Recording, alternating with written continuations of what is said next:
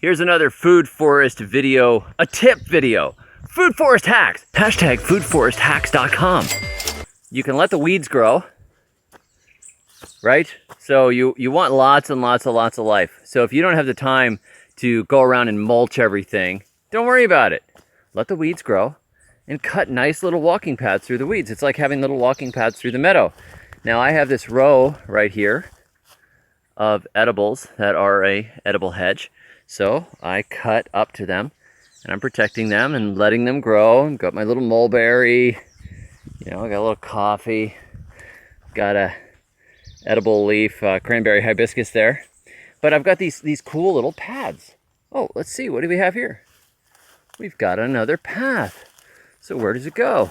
Let's go see. One of these things something that my children really loved. Here's another little path.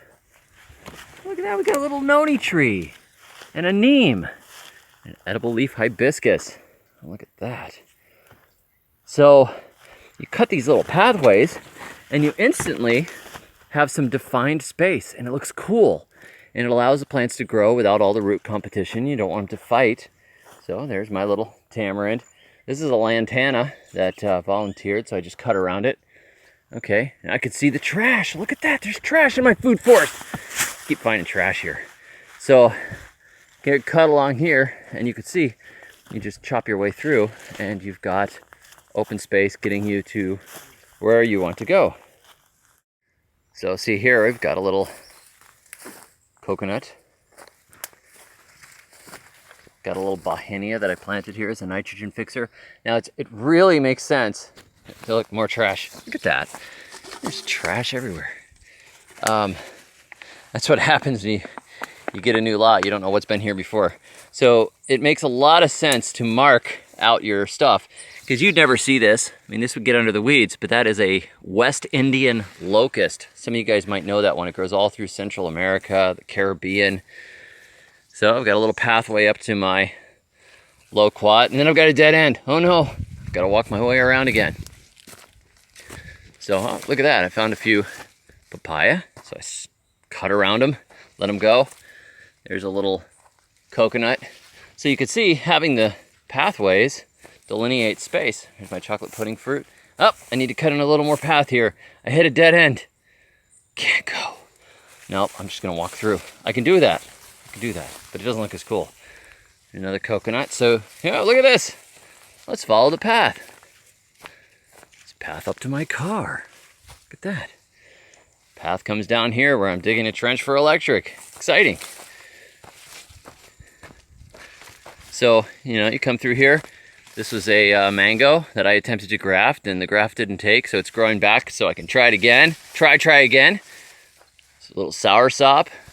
Some okra that planted itself. So you can see, there's a lot of weeds in here, but this is really cool now.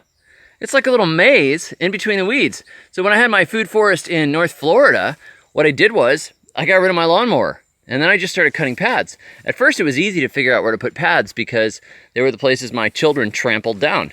So I figured out where the walkways were by the way my kids were walking.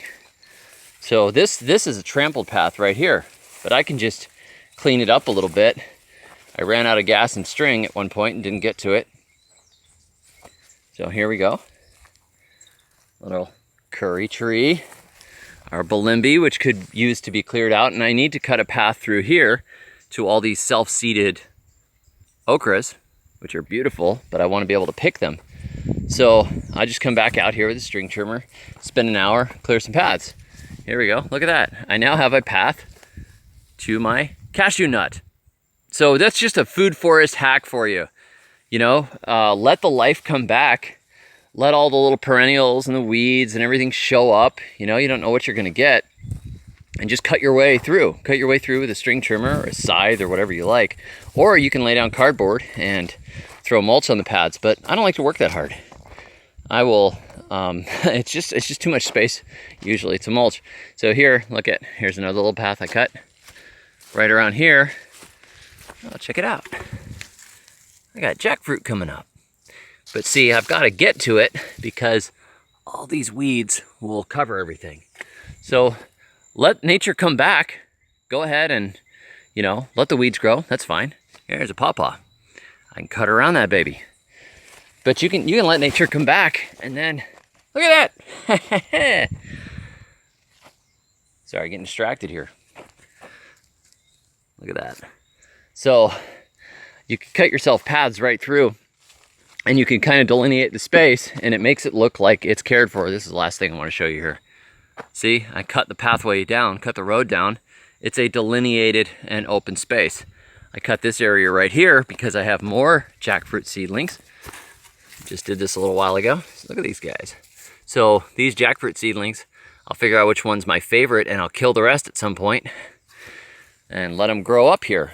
But having the delineated paths means it looks organized, and you can probably appease your neighbors. Plus, it makes a really cool space to walk through, particularly if you have children. They love running down the paths.